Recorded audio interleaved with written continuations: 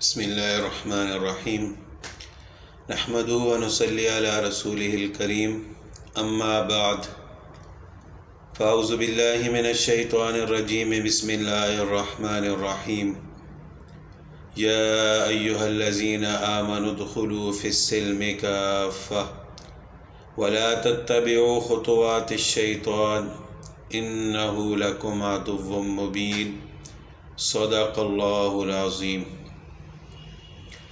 نماز وتر کے متعلق ایک اہم مسئلہ ہے۔ نماز وتر عشاء کی نماز کے بعد واجب نماز ہے، یعنی جس طرح فرائض کا ادا کرنا ضروری ہے اسی طرح وتر نماز جو کہ واجب ہے اس کا ادا کرنا بھی ضروری ہے۔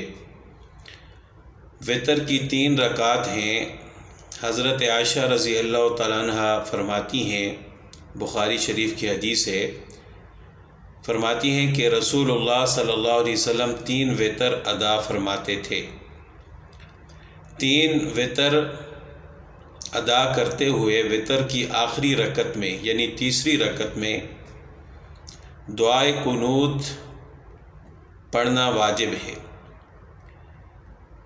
اور اگر کسی شخص سے دعائے قنوت رہ جائے یعنی سورت پڑھ کر کوئی شخص رکوع میں چلا جائے، دعا نہ پڑھ سکے، تو اس کے اوپر سجدہ سہو واجب ہو جاتا ہے۔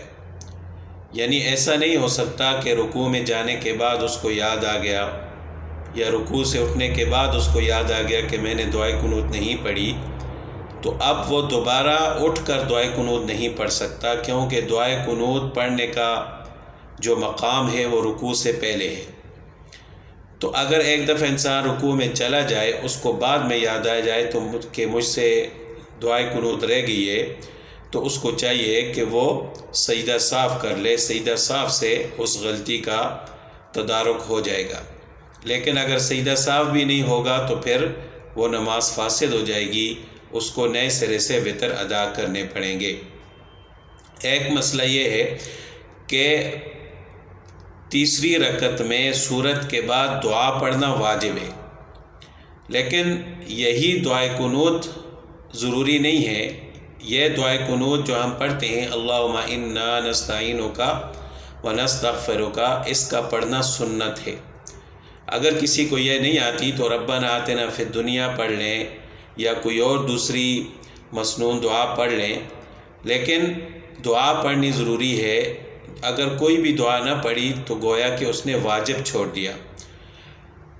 کوشش تو کرنی چاہیے یہی دعائے قنوت یاد ہو، کیونکہ آج کے دور میں یہ کہنا کہ مجھے یاد نہیں ہے یا میں یاد نہیں کر سکتا، یہ بات مناسب نہیں ہے۔ انسان بڑے بڑے کام کر لیتا ہے تو دعائے قنوت یاد کرنا کوئی مشکل کام نہیں ہے، لیکن پھر بھی اگر کسی کو نہ یاد ہو تو اس کی جگہ کوئی اور دعا پڑھ لے۔